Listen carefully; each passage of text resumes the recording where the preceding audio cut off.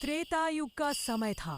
अंजना देवी के आंगन में एक दिन सूरज जैसी चमक वाला तेजस्वी, चंचल और मासूम बालक खेल रहा था।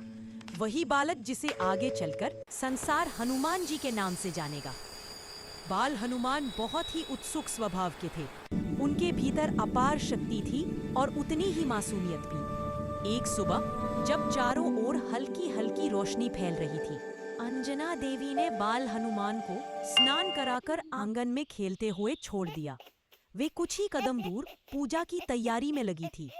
खेले खेलते उनकी नजर आकाश में चमकते सूरज पर गई। बाल हनुमान सूरज को कोई साधारण वस्तु नहीं समझते थे। वे उसे एक चमकता हुआ पका हुआ फल समझ बैठे, जैसे आम या नारंगी हो, चमकता हुआ और लालिमा से भरा। उनकी बाल बुद्धि ने सोचा, वाह, कितना सुंदर और लाल फल है, इसे तो मैं जरूर खाऊंगा। और बिना एक पल गंवाए हनुमान जी हवा में उछल पड़े।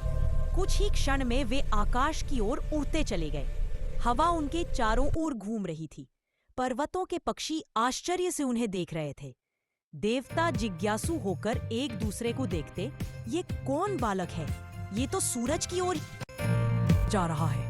धीरे धीरे बाल हनुमान सूर्य देव के बिल्कुल निकट पहुंच गए और अपनी मासूम मुस्कान के साथ बोले, सूर्य देव, आप तो बड़े स्वादिष्ट फल जैसे लगते हैं, मैं आपको खा लूं? सूर्य देव चकित थे। उन्होंने हनुमान से कहा, वत्स, मैं कोई फल नहीं, बल्कि संसार को प्रकाश देने वाला सूर्य हूं। मेरे पास आओगे तो तुम्हें जलन हो जाएगी। पर बाल हनुमान नहीं माने। उनके मन में तो सूरज खाने की ही जिद थी।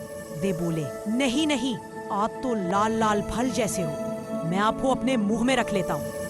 इतना कहकर बाल हनुमान ने अपने दिव्य वेग से सूर्य के चारों ओर चक्कर लगाया और अगले ही क्षण सूर्य को अपने मुंह में रख लिया।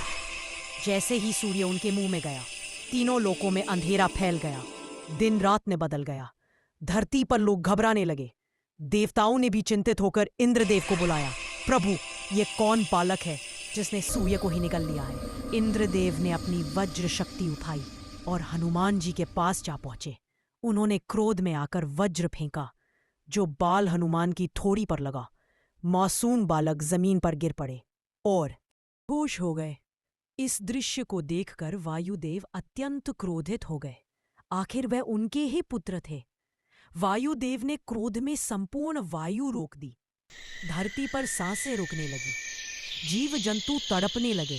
देवता घबरा गए। सभी देवता भागकर ब्रह्मा जी और फिर भगवान शिव के पास पहुंचे।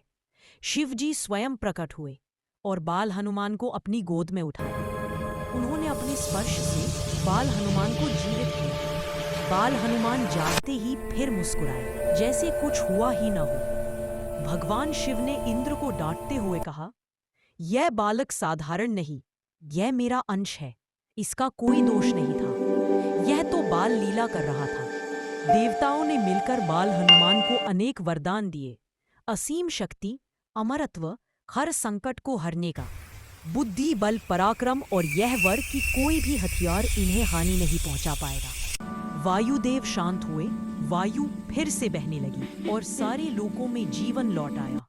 बाल हनुमान अपनी मासूम हंसी के साथ मां अंजना की गोद में लौट आए। मां ने उन्हें गले से लगाया और कहा, बेटा, तुम महान हो,